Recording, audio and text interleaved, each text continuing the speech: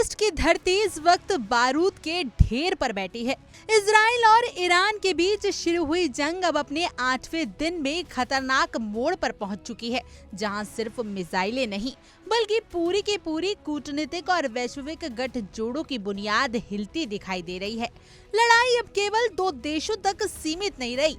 Iran के साथ खड़ा हो गया है हिजबुल्लाह और चीन से लेकर रूस तक की गतिविधियां संकेत दे रही हैं कि मामला तीसरे वर्ल्ड वॉर के मुहाने की ओर खिसकता नजर आ रहा है। गुरुवार रात इजराइल ने ईरान के परमाणु कार्यक्रम पर बड़ा हमला बोला।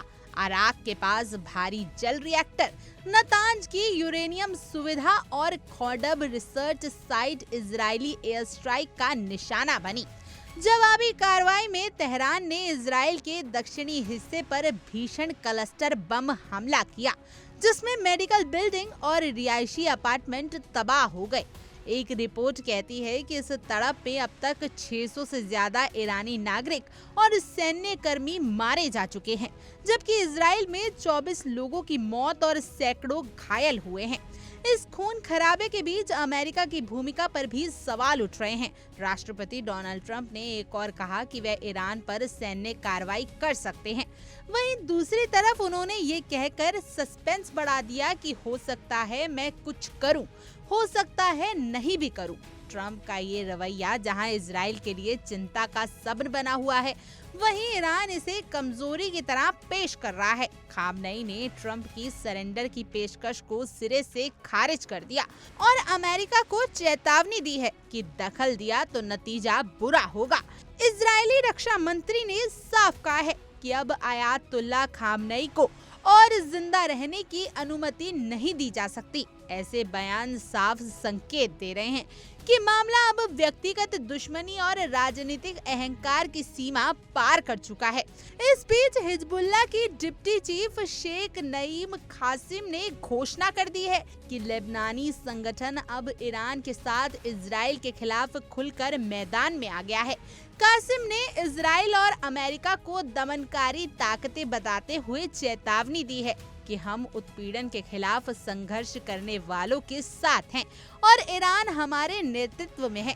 भारत भी इस संकट में अपने नागरिकों को बचाने में जुटा है। ऑपरेशन सिंधु के तहत 100 भारतीय छात्रों को ईरान से निकालकर दिल्ली लाया गया और अब मशहद से नई निकासी फ्लाइट्स की तैयारी हो रही है।